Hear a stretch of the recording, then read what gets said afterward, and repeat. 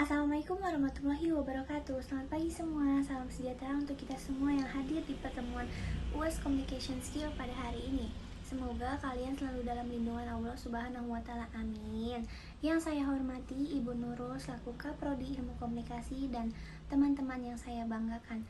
Perkenalkan, saya Meliana Putrayaningrum, mahasiswi Ilmu Komunikasi semester 5 di Universitas Pramita Indonesia.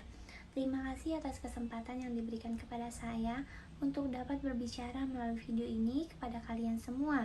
Nah, tujuan saya di sini untuk membahas sebuah isu yang sangat penting dan juga mendalam mengenai perjalanan kemanusiaan kita. Isu ini mengangkat peran perempuan dalam masyarakat kita dan mengapa fenomena feminisme masih menjadi kebutuhan mendesak. Nah, jadi tema pidato saya hari ini adalah perempuan butuh feminisme karena perempuan masih jadi korban seksisme. Nah, seksisme itu sendiri menurut saya, dari dulu saya sebagai perempuan selalu merasakan adanya ketidakadilan yang dialami oleh perempuan. Selain itu, adanya ketimpangan dan juga standar berlebihan yang diaplikasikan kepada saya karena saya perempuan. Contohnya seperti pengalaman pendengaran saya bahwa perempuan itu harus memakai baju yang tertutup karena perempuan yang pakai baju terbuka itu akan dikatakan sebagai perempuan yang nakal ataupun bandel dan dia bisa dengan mudah dilecehkan. Selain itu, saya juga sering kali disuruh orang untuk berbicara dengan santai, tidak perlu emosional, jangan marah-marah, tidak boleh galak, dengan alasan karena saya sebagai perempuan. Nah, masalahnya saya dulu tidak bisa benar-benar menjelaskan dan juga mendefinisikan pengalaman tersebut. Makanya, untuk tema kali ini akan beneficial untuk beberapa dari kalian yang juga sebenarnya punya masalah yang sama, yang membuat kenapa sih mentang-mentang saya sebagai perempuan selalu disudutkan, dan akhirnya kalian dapat mengerti nih kalau sebenarnya apa yang terjadi sama kalian itu ada definisinya loh. Nah, apa sih seksisme itu? Menurut Cambridge Dictionary, seksisme ini berhubungan dengan kepercayaan masyarakat bahwa adanya kodrat bagaimana perempuan dan laki-laki seharusnya. Dan buat mereka, kodrat ini tuh sangat fundamental. Nah, impact seksisme ini bisa berlipat-lipat tergantung dengan identitas si manusianya tersebut. Misalnya umurnya, etnisnya dia, daerah asal dia, agama, dan juga identitas gender dan orientasi seksual.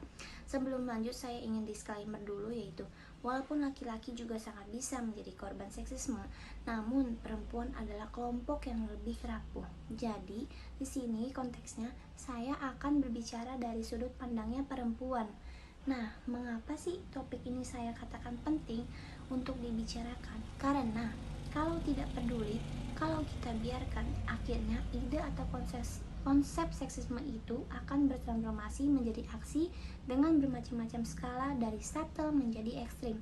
Maka dari itu, saya akan memberitahukan beberapa contoh seksisme yang dialami perempuan sehari-hari, yaitu perempuan disuruh senyum biar cantik, marah-marah dibilang lagi PMS ya, perempuan berkarir dijudge mengantarkan anak, dan suaminya sedangkan laki-laki berkarir dianggap sebagai husband goal.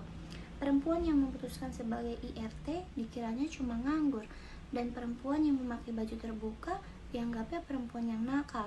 Nah, berikut contoh seksisme dalam berbagai bentuknya yang masih merajalela di seluruh dunia, dan seringkali perempuan menjadi sasaran utamanya. Sebagian perempuan menghadapi diskriminasi dan juga ketidaksetaraan hanya karena jenis kelamin mereka. Fenomena ini yang kita harus hadapi bersama-sama, dan inilah mengapa feminisme menjadi esensial. Kita perlu menyadari bahwa feminisme bukanlah serangan terhadap laki-laki, tetapi sebuah upaya untuk mencapai kesetaraan antara jenis kelamin. Perempuan juga memiliki hak yang sama dengan laki-laki untuk mendapatkan pendidikan, pekerjaan, dan berpartisipasi dalam kehidupan publik tanpa harus dihambat oleh stereotip gender. Kita perlu merubah pandangan ini dan memberikan perempuan kesempatan yang setara untuk mengejar karir sesuai minat dan kemampuan mereka. Pendidikan juga menjadi fokus penting dalam perjuangan feminisme. Perempuan harus diberikan akses yang setara terhadap pendidikan untuk memastikan bahwa mereka memiliki peluang dan pengetahuan yang sama dengan laki-laki. Melalui pendidikan, perempuan dapat menjadi agen perubahan yang efektif dalam masyarakat. Oleh karena itu, mari kita bersama-sama mendukung gerakan feminisme ini. Bukan hanya tentang perempuan, melainkan tentang mewujudkan masyarakat yang adil dan juga setara bagi kita semua. Mari kita lawan seksisme dengan memberikan ruang dan dukungan untuk perempuan agar dapat mencapai potensi penuh mereka. Nah, mungkin itu saja yang bisa saya sampaikan. Terima kasih atas perhatiannya dan kesempatannya untuk saya. Kurang lebihnya mohon maaf. Wassalamualaikum warahmatullahi wabarakatuh.